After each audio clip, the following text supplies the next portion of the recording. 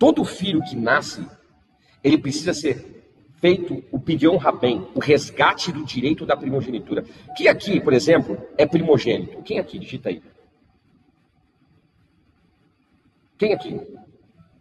Quem aqui? Eu não concordo com você, irmã Lorena. Eu não acho que Jacó ultrapassou. Ele cometeu trapaça. Não cometeu trapaça. Ele mentiu para o pai, diferente. Para o irmão vendeu porque quis. Diferente. É o que eu falei. Se você vende o seu carro por 10 reais, o problema é teu. O irmão vendeu porque quis. O irmão era inteligente. Agora, quem aqui é primogênito? Vamos lá. Adriana, Renan, Juliana, né? Vamos lá. Regiane, Azália, irmã, deixa eu ver aqui.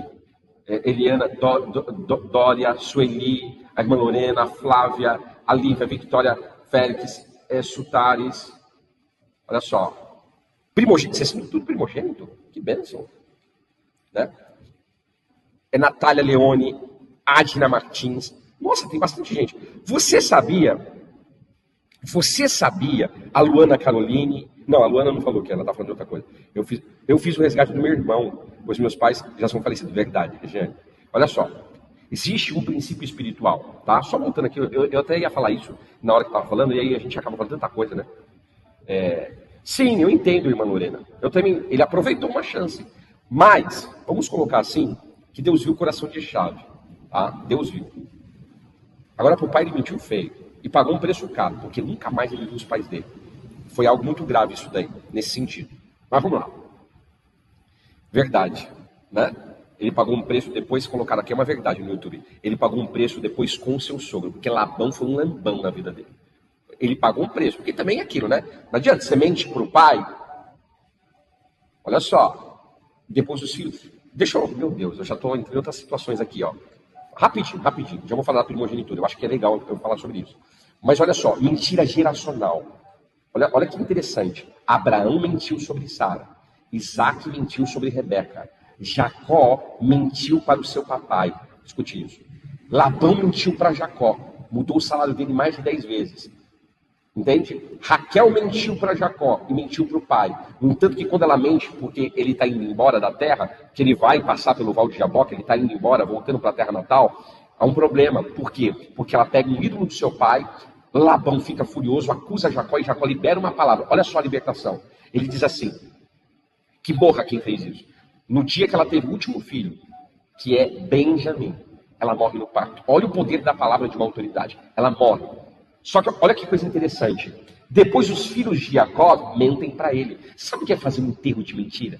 Você sabia? Olha só, parece que às vezes é coisa, né, de filme cinematográfico, mas a Bíblia é fantástica. A Bíblia coloca coisas nela que muitas vezes a gente olha, passa desapercebido. Mas você sabia que existe enterro de mentira na Bíblia?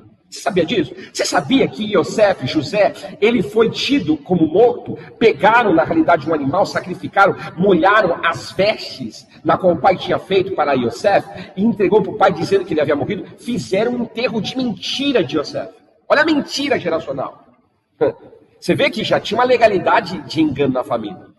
Já existia uma legalidade. Se eu for entrar na área de libertação aqui, Abraão já começou mentindo, Isaac mentiu, Jacó mentiu, e os filhos de Jacó também mentiram.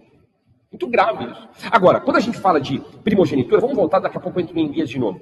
Quando a gente fala de primogenitura, todo primogênito, presta atenção, todo primogênito, aproveita você que está na live, já dispara aí, compartilha, por gentileza, nas redes sociais, dá o seu like, porque aí o algoritmo ele vai impulsionando. Mas todo primogênito, o que é o primogênito? As primícias da genética. É o seu primeiro filho. Geralmente é aquele que abre a madre, tá? Homem, mulher. Geralmente, biblicamente, o contexto é mais masculino. Porém, a nível profético, de apropriação, pode ser homem ou mulher. Mas entenda, todo primogênito, biblicamente, precisa ser resgatado. E esse resgate, ele é chamado em língua hebraica de pidyon rabem, o resgate do primogênito. Toda pessoa, se você está aqui, você é primogênito, e você ainda não fez, o teu resgate da primogenitura você precisa fazer. Só que tem um detalhe, existem princípios. Qual que é o valor do resgate da primogenitura? Tem muitos pastores aí fazendo resgate de primogenitura, mamômico, cobrando 3 mil, 9 mil, isso é absurdo, isso é uma vergonha para o evangelho. Tá? Biblicamente, assim como moedinhas de prata, biblicamente, era 2 pombinhos. E quando você faz a transição, quando você faz o levantamento monetário, está R$215. Você faz diante do mundo espiritual, essa oferta tem que ser entregue biblicamente para o sacerdote. Você entrega essa oferta para o Kohanim, para o sacerdote, para a autoridade, para o homem de Deus, e ali o sacerdote, ele autoriza você como um primogênito da sua geração. E ó, primogênito, querido, ele tem peso dobrado, primogênito tem porção dobrada, primogênito tem unção dobrada, primogênito tem ativação dobrada, primogênito tem liberação dobrada, primogênito tem bênção dobrada. Olha só, eu já vi uma apóstola cobrando 10 mil reais, isso é uma vergonha para o evangelho, isso não é apóstolo, isso é apostila. Não é apóstolo isso aí, é apostila. 10 mil reais, isso é vergonha. Aí tem gente que cobra oferta do boi, do cordeiro, da lontra, do urubu, oferta do jacaré, do elefante. Eles estão inventando um monte de coisa para ganhar dinheiro. E outra, é princípio espiritual. Todo primogênito que não é resgatado, fica uma lacuna, há uma brecha na vida dele. Você sabia que 70% dos primogênitos, eles estão aprisionados? Eu não estou falando de prisão espiritual somente. Eles estão aprisionados. Você sabia que 70% dos prisioneiros que existem nas cadeias são primogênitos? E a maioria deles tem, nome de servos de Deus, de homens de Deus. Nossa, eu vi que era o preço de um cordeiro. Isso é triste. Isso é triste. Isso é triste. Pastor, tem uma filha, a gente pode fazer o resgate da primogênita dos filhos? Pode. Se você tem, primeiro, você é filho primogênito, faça o seu. Se você tem filhos, faça o dos seus filhos. Minha mãe, esses tempos aqui, ela fez aqui na igreja. Foi maravilhoso. Eu fiz do meu filho do Moisés. A minha mãe fez comigo. A gente faz muito o resgate do primogênito. Porque é necessário. O pastor quer ganhar seu dinheiro. Não quero ganhar seu dinheiro. Só que se você não obedece o princípio de quebra.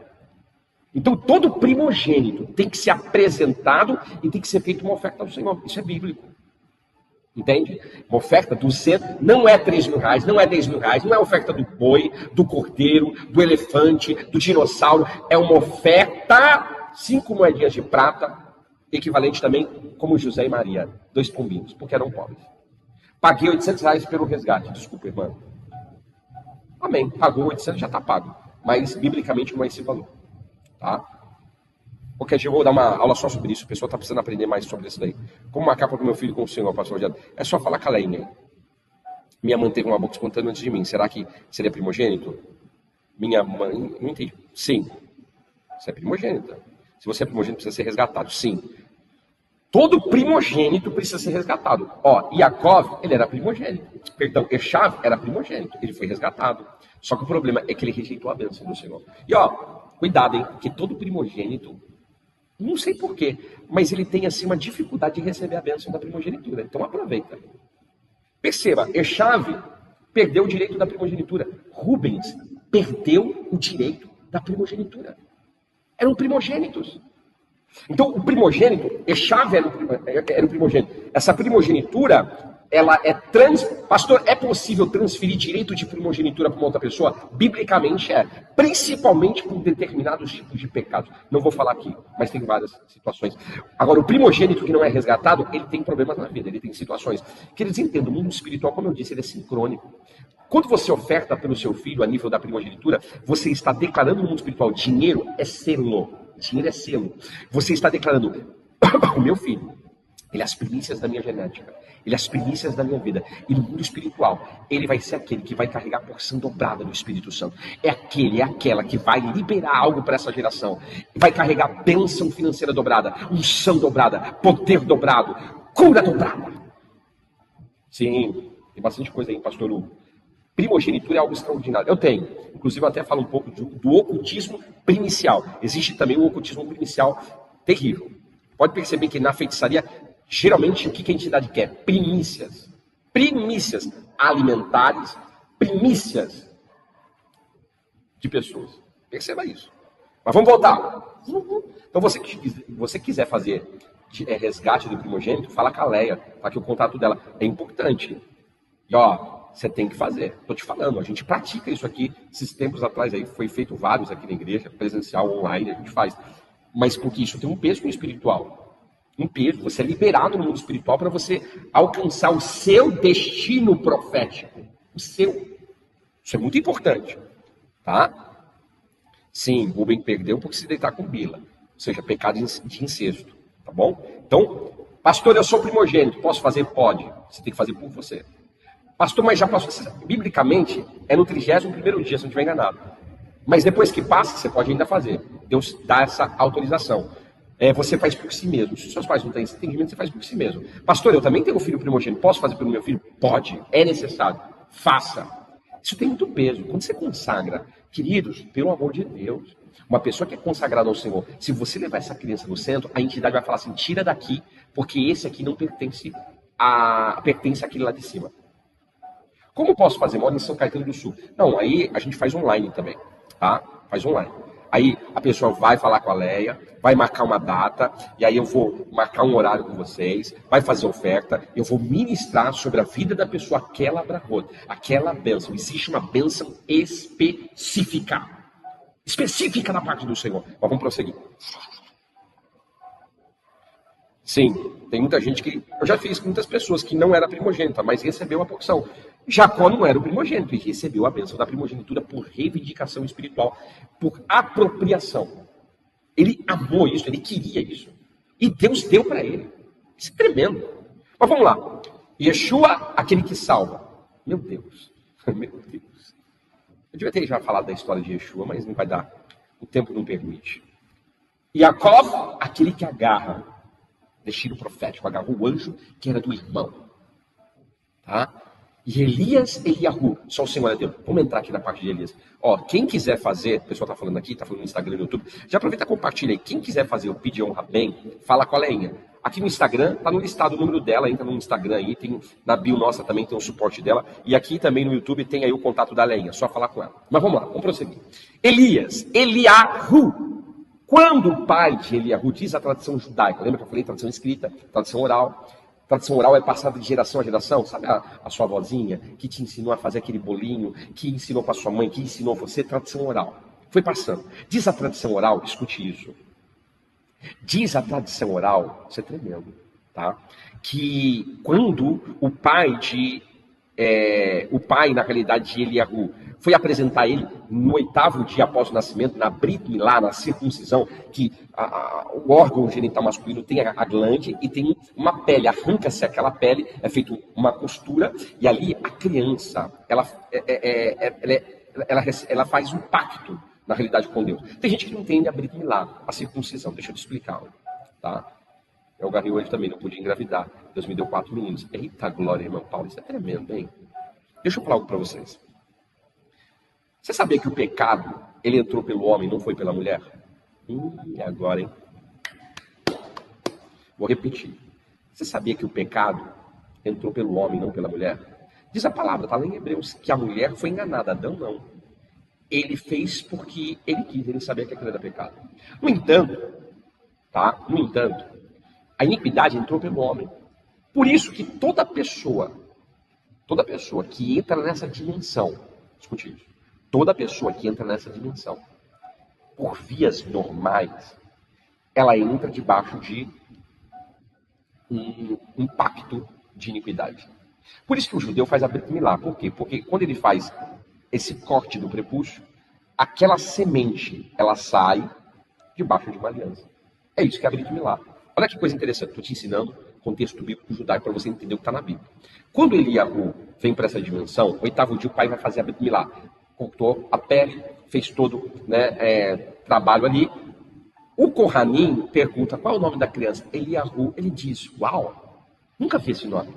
Não faz parte dos nossos ancestrais. Nenhum rabino teve um nome como esse. O que significa? Só o Senhor é Deus. Olha que coisa interessante. Você vai ver o cenário. 1 Reis, capítulo 18, 17, 18. Você vai ver Eliahu confrontando Acabe, depois Jezabel, falando que não ia chover. E detalhe, talvez você não entenda isso. Existe uma máquina hoje, eu vou entrar na parte agora apocalíptica. Existe hoje um projeto chamado Projeto HAARP. Sabe o que é o Projeto HAARP? É um projeto de controle climático. Olha só, esse projeto ele controla o clima. Mas olha que coisa interessante, quando Eliahu diz, profeticamente ele fala, não vai chover durante 3 anos. Não chove, por quê? Porque as águas, para quem não sabe, isso aqui é também pauta da escola Nevoar. Nós vamos ter uma masterclass que eu vou falar só sobre isso. O HAARP profético, o controle meteorológico de Eliahu. Ele pega, olha o que ele faz. Água na Bíblia está ligada a portais. Você sabia que a maioria dos lugares, a nível territorial, que tem obeliscos, que tem monumentos, tem água? Você sabia que as pirâmides, embaixo, na base dela, tinha água? Você sabia que a água é um elemento que foi criado antes da criação do mundo? A Bíblia diz que o Espírito de Deus se movia sobre a face das águas. As águas, na realidade, elas foram criadas antes da fundação do mundo. Você sabia que a água é um elemento criado anteriormente? Você sabia que a maioria dos filmes que tem portais, eles estão ligados às águas? Água está ligada a portal, portal está ligado às águas. Olha o que ele faz, ele sabe, portal, o que é portal? É uma abertura dimensional, interdimensional, liga um mundo a um outro mundo. Então o ser que está nesse mundo pode entrar nessa dimensão através de um portal, é uma porta aberta. O que ele faz? Ele diz, não vai chover. Quando o profeta, olha só, ele é um profeta do Senhor. Um profeta elemental. Existem profetas que controlam os elementos. Inclusive, na escola Nevoa, a gente já fala sobre isso. Profetas elementais. Profetas que controlam a água, que controlam o fogo, que controlam o ar, que controlam a terra. Existem profetas. Na Bíblia, não sou o que estou falando. A Bíblia é um livro elemental. A Bíblia é um livro elemental. Isso não é ocultismo.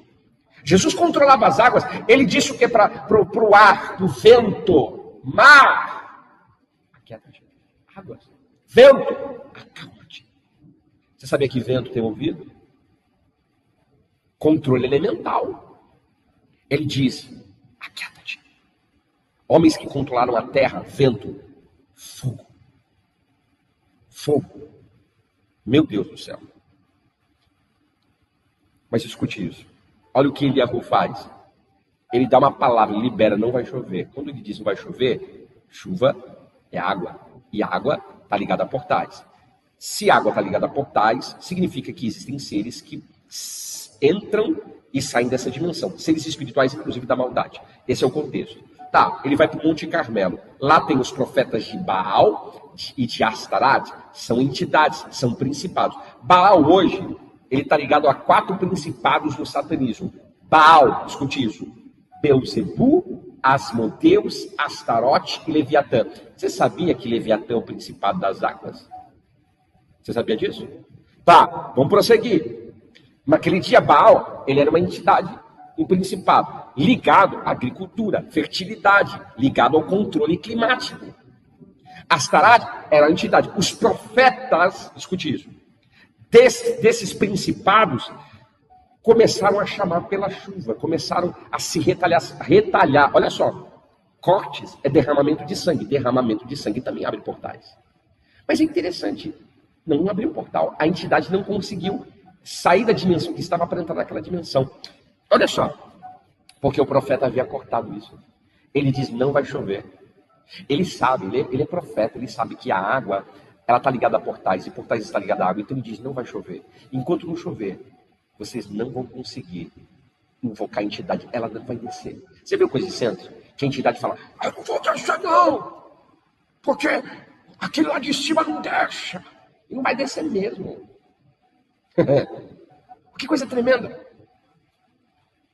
A entidade não descia, por quê? Ele cortou o portal, ele fechou aquele portal. Aí, olha só como que é tremendo. Aí ele diz assim, ele fica tirando barato na Bíblia, é a linguagem popular brasileira, né? Vamos lá, grita mais! Vai, vamos! Acontece nada, porque ele sabe. O portal está fechado, não tem água, não chovia. Olha só a estratégia, não chove. Aí ele diz, agora é minha vez. Ele faz um altar, 2 metros,